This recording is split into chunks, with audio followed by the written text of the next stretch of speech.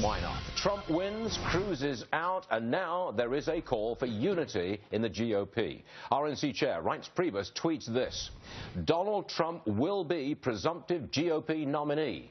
We all need to unite and focus on defeating Hillary Clinton.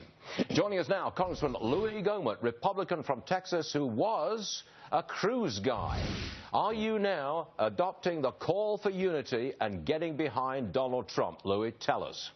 Well, yes to the first part and not yet to the second part. Yes, I've adopted the call to unity, but the way to unity after you had Donald Trump lie repeatedly and, I mean, heavens to Betsy, accusing the most honorable guy in the race of all kinds of dishonesty. And then yesterday, to finally win, he goes after his father, says he helped Lee Harvey Oswald. I mean, there's an apology owed. I mean, he besmirched Carly. As a Christian, Stuart, if he apologizes, then yes, I will forgive him and come on board. But let me tell you, Stuart, I never had any fear whatsoever about losing the House until I saw the commercial. Oh, yeah, you got to apologize for something that great. He's shown no capacity to understand the religious liberty issue, but I had no fear of losing the House until I saw this weekend the commercial against Senator John Boozman in Arkansas. They run quote after quote from Donald Trump's mouth and then say, Boozman, look, I'm sorry to interrupt you. This is a dangerous time. I'm very sorry to interrupt you. I know who you are. Let's work for unity here. But, you know, what you're saying, he's not going to apologize. What you're saying is, basically, you're giving it to Hillary. Huh. Well, no, Donald Trump will be giving it to Hillary. His only way to beat Hillary is to be honest from here forward. Then you accept that Hillary's going to win. No, well, when you're at 65% unfavorable and she's at 51, then the odds look that way. So the way to go forward and win is to be honest from here on. And if he does that, then okay. But I mean, holy cow, there are all these just condemnations of women, nasty comments of women. He's got a lot to overcome. Okay. But if he gets honest about them, we'll come together, we'll unify. But I didn't join lockstep with John Boehner because he was my speaker when he was lying and wrong. And that's not my personality. Okay, but Louie, I've got to go much. because I'm really short on time. I'll get back to you in a second, I promise you. Okay. Louie, stay there, I promise to come back to you. Okay. I want to turn to the Democrats right now. It was a big win for Bernie Sanders last night, and I say the other side of the coin is a big loss for Hillary in Indiana. Do you believe this? She lost the women's vote and she lost the white vote in Indiana yesterday. Tammy Bruce is with us now.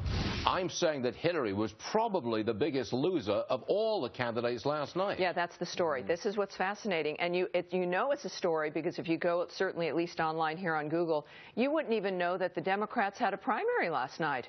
Nobody wants. It's like, well, what? It's like everyone went to get the garlic fries at McDonald's or something.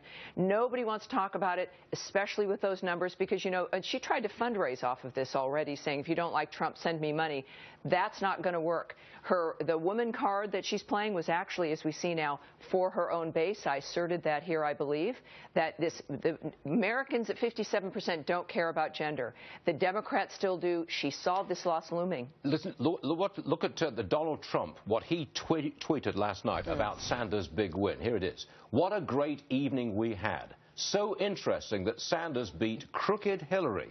The dysfunctional system is totally rigged against him. I think you'd probably agree with me. Yes, I would. And even in New York, he won virtually every county in New York, except for one or two. He won more delegates than Barack Obama did in 2008. She did more poorly in New York, and none of the media is looking at this. Is where by omission they are helping Hillary. I want to get back to the economy. As I said earlier, it's almost at a dead stop.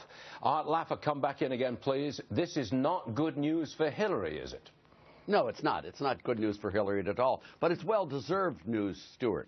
I mean, when you run policies like that, you can't expect to have a good economy. And they're not having a good economy, and people vote with their pocketbook. They like jobs. They like income. They like prosperity. And these people are not providing it, and they don't profess to provide it in the future. All right. You know, Donald Trump is trying to get America great again, and I'm with him all the way. Well, let's get back to you, Louie Gohmert. This is good news for Trump, presumably, if the economy is really slowing down, and it is. He's the only guy who's really positive on jobs. Give me 30 seconds on that. Good for Trump. Well, if he'll listen to Laffer and not have this massive tariff that starts a trade war that nobody wins, and will start lowering taxes like Art's been pushing for many years, then, yeah, we'll get on track. But he's got to listen to the right people, and it will be a good thing. But Hillary, I mean, what a disaster. She and Bernie Sanders would be a disaster for this economy. Our only hope is somebody that understands free markets. Okay, I'm going to have to leave it there, Louie. I really do disagree with you, but, you know, I'm not going to push it. Thank you, everybody. No, I think Trump can get there. He's listening to Laffer. But you've got to support him. You've got to come around. You've got to support. You can have influence on the man if you support him. Exactly. If you tell him he's got to apologize, you don't want anything to do with it. Louie Gohmert. I'm out of time. You know how it is. That's TV.